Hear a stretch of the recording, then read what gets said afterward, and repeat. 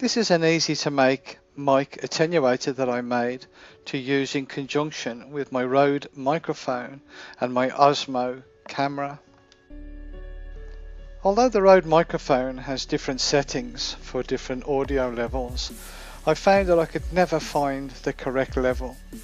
So using the mic attenuator with the Rode mic set at plus 20 dB, it gave me great control for the mic input level on the Osmo. The parts required for this project is one dual 1K potentiometer, one 3.5mm stereo socket, two 0.1 microfarad or 100 nanofarad capacitors, one 3.5mm stereo plug, one plastic box 75 by 50 by 25, one knob, some hookup wire. Soldering skills are required for this project, and as always, do this at your own risk. The circuit diagram for the mic attenuator is quite simple. I've also included a box template if you wish to use that to give you some indication where the knob and the level is on your attenuator when it is in use.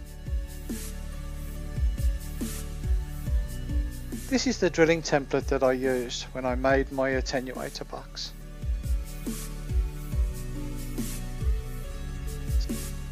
I did print the graphics out on a piece of paper, and I will put a link at in the description for that, but I used some Fablon clear and cut that to size to cover the front of the graphic to protect it. On the back of the template paper I did mark with a pencil where I stuck some double-sided sticky tape to enable me to stick the finished template onto my box.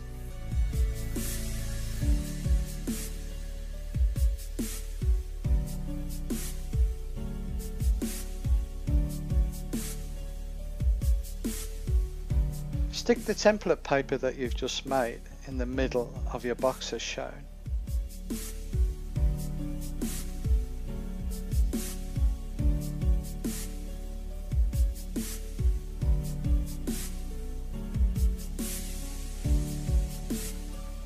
I've always made stick-on templates like this on all my projects, as it gives it a more professional look when completed.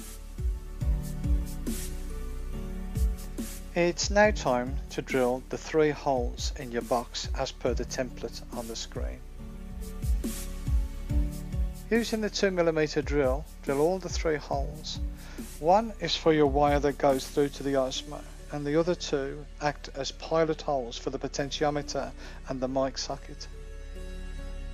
I did stick some masking tape at the end of the box that enabled me to mark it and also protect it for when I drill the holes in the end.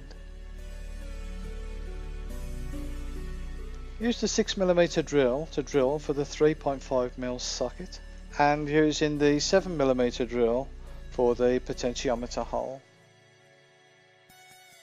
You can now remove the masking tape from your box. Fit the 3.5mm socket and a potentiometer on your box to ensure that they fit through the holes. Make adjustments where necessary. There was a small little lug on the potentiometer that I removed to enable the device to lie flat in the box when tightened. I did shorten the shaft on the potentiometer that I had because it was a little long. You may have to do the same if the knob is a little bit too high on the box when fitted. Assemble your 3.5mm plug and lead. The lead can be about 400mm long. Put that through the hole in readiness for soldering. I bent the lugs on the earth side of the potentiometer so both sections touch each other, as shown on the screen.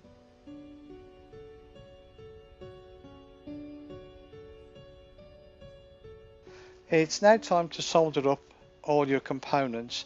I've done this outside the box. I found it a lot easier than trying to struggle inside the box to do so. Using the soldering iron, tin all the connections on the potentiometer. The hookup wires that go from the 3.5mm socket to the potentiometer only need to be about 50mm long. Make sure that the long wire that goes to the stereo plug is fed through the hole before soldering it into place.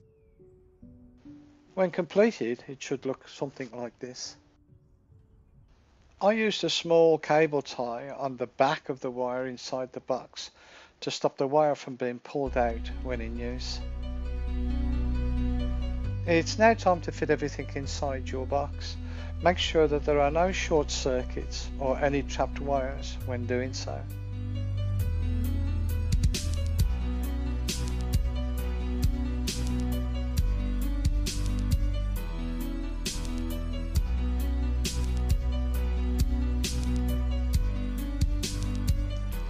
That's the wiring up now completed. Again, another visual check for pulled wires, any that may have come loose or any short circuits before popping the lid on the back of your box.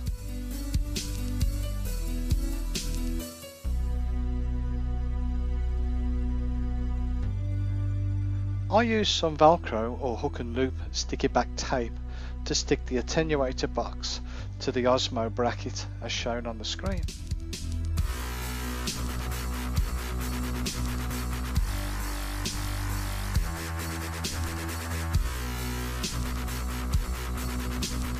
When in use, the Rode microphone is set at plus 20 dB. That is fed into the microphone socket of the mic attenuator. The output lead goes directly into the mic input on your OSMO and can be controlled by the knob on the front of the mic attenuator box. This is an audio test using the Rode microphone set at plus 20 dB. The microphone is about 2 feet away from me.